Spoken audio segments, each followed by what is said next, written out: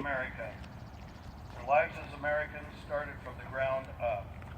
As a young girl, Thuy played marbles in the dirt with other children in their low-income housing project in Southern California. Thuy is quoted as fondly remembering, "As an immigrant, I struggled to learn English in the ESL classes, so the only thing I was good at that time was math. I was really proud of that, and it gave me the confidence I needed to stay in school and succeed." Col Tran earned her degree in optometry at Pacific University and 20 years ago opened Rose City Care. Ms. Tran now has 2 clinic locations providing high-quality, compassionate eye care to patients in Northeast and Southeast Portland. Col Tran is a very giving person who delivers from the heart. She joined the Lions Club as a way to give back to her community. As a member and past president, Thuy gave free eye exams and health care to struggling families. She felt an obligation and duty to help protect the land that she loves and joined the Oregon Air National Guard. Thuy worked her way up to the rank of Lieutenant Colonel. She is the Chief of Optometry for the 142nd Medical Group. Lieutenant Colonel Tran has provided medical service and humanitarian aid in areas including Bangladesh, Alaska, Vietnam, and Sri Lanka.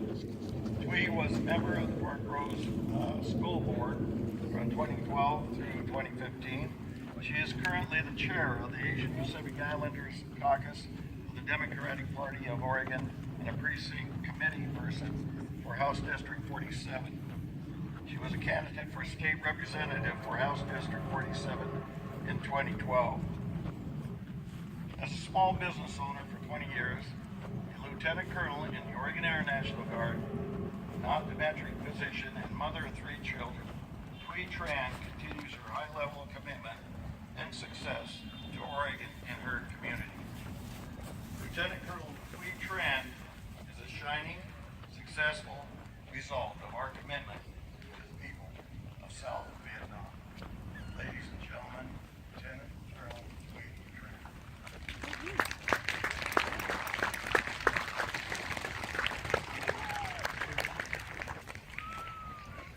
Honored guests, veterans, family, and friends. We are gathered here to honor those who have died in the service of our nation. The 58,272 brothers and sisters, sons and daughters, fathers and mothers, our loved ones who never returned home from Vietnam. Their bravery and sacrifices are remembered and honored. To the spirits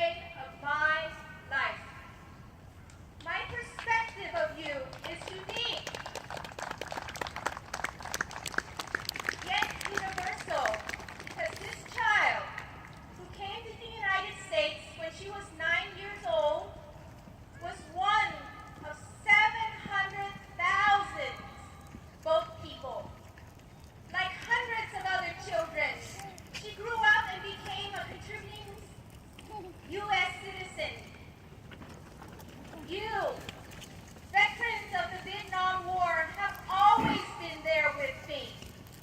As an eye doctor, my staff and I care for thousands of patients. You were there with us. As a small business owner serving thousands of our Portland community, struggling, thriving, creating jobs, paying taxes, you were there with us. And I, along with the 142nd Medical Group, living by the Air Force core values of integrity first, service before self, and excellent in all we do, working diligently during our weekend drills to keep our airmen of the 142nd Fighter Wing, its F-15, its SIR-P team ready and deployable to protect our country. You were there with us. As I went with our joint forces on military, medical, humanitarian deployments to Bangladesh, Sri Lanka, Vietnam, Alaska, and this August to West Mississippi, caring for thousands of hurt and sick folks, you were and will be there with us. Veterans, American, Vietnamese, Hmong, unnamed, unseen of the Vietnam War, you who sacrificed and have given so much in service to our nation will be remembered. As we gather here, do you recall the image of the napalm girl? Kim, the 9-year-old girl whose village was incinerated by napalm. She was running down a road, her clothing singed off, flesh burning. War is ugly, devastating, horrific. It is an act of last resort. We may disagree with our government with the war. However, we need to agree that our soldiers put their lives on the line in the call of duty. Communism may not have a tangible face like Hitler or the Nazi. However, the evil our soldiers were fighting was real. An evil so real and terrifying that waves upon waves of hundreds of thousands of refugees fled Vietnam at the risk of death in search of help, hope, happiness.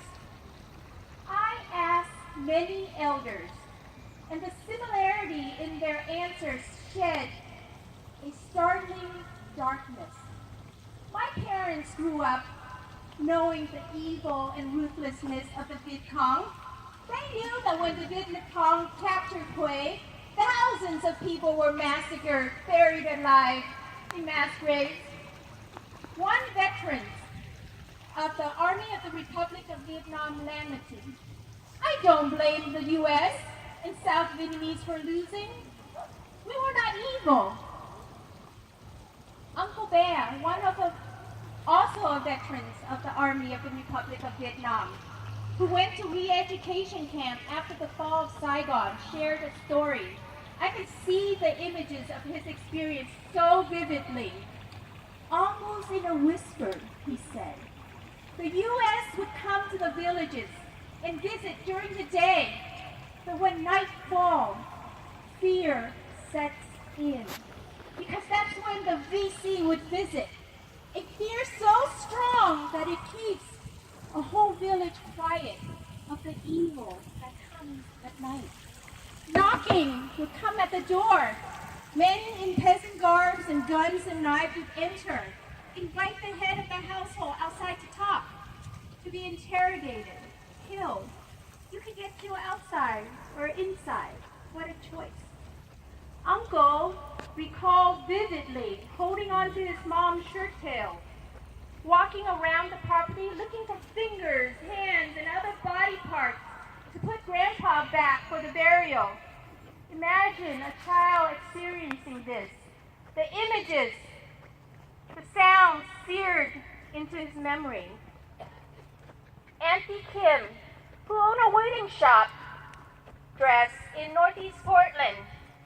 She successfully escaped Vietnam after 13 attempts.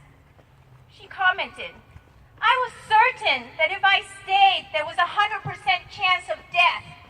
But if I go out to the sea, walk across Cambodia, there's a chance of 50% that I will survive." Now this is high-stake betting. Now, over 50 years since the Gulf of Tonkin resolution allowing the U.S. to send resources to Vietnam, and over 40 years since the fall of Saigon, our napalm girl, and me, to me it does not matter who, why, where the bomb came from.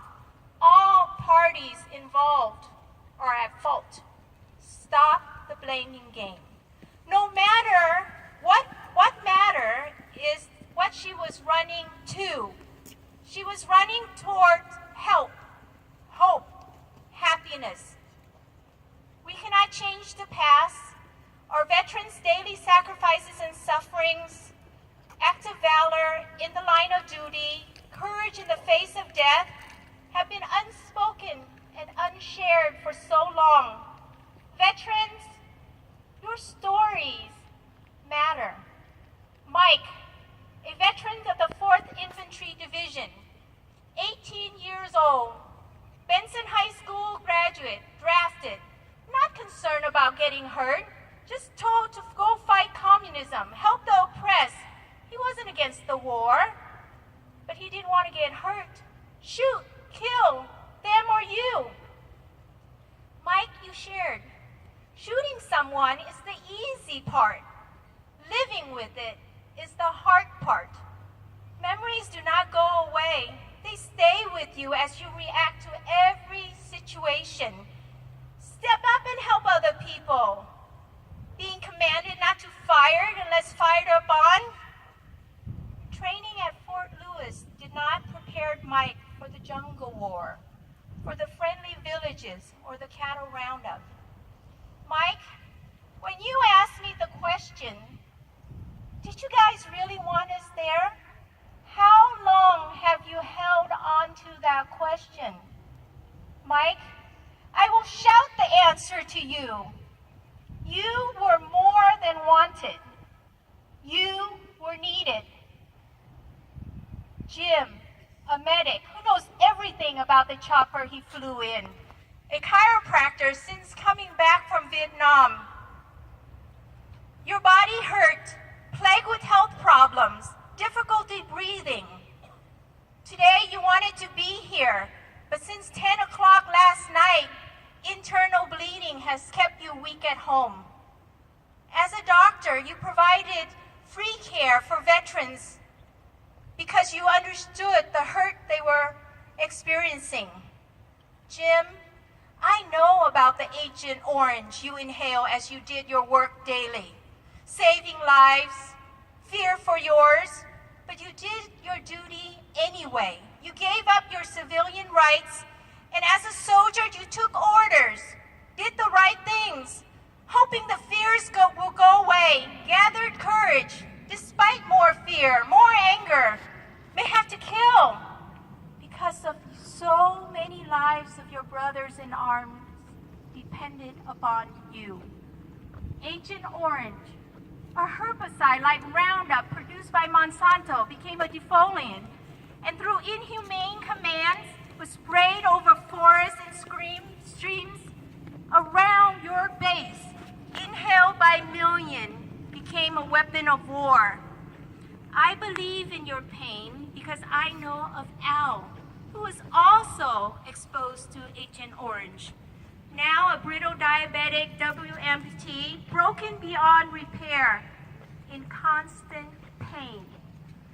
Jim, what about yours and Al's emotional and psychological pain? Do the painkillers ease them? Yours and our veterans' daily work during the war were acts of valor, courageous in the face of death. Recently, your chiropractic office was burnt down, and you are rebuilding your life and your business. Your resiliency inspires us to embrace our losses as a community, not separate, but as a family. Mary, you and your family were so proud of your son, John, when he came back from Vietnam. The family wanted to celebrate him and asked him to wear his uniform to go to dinner at a restaurant in downtown Portland. Instead of celebration, there was name-calling, spitting, disrespecting John and his service. John never wore his uniform out in public again. No one wanted to talk about the war, guilty because of involvement. Some of our veterans kept quiet, did their best, came back home alone, hurt,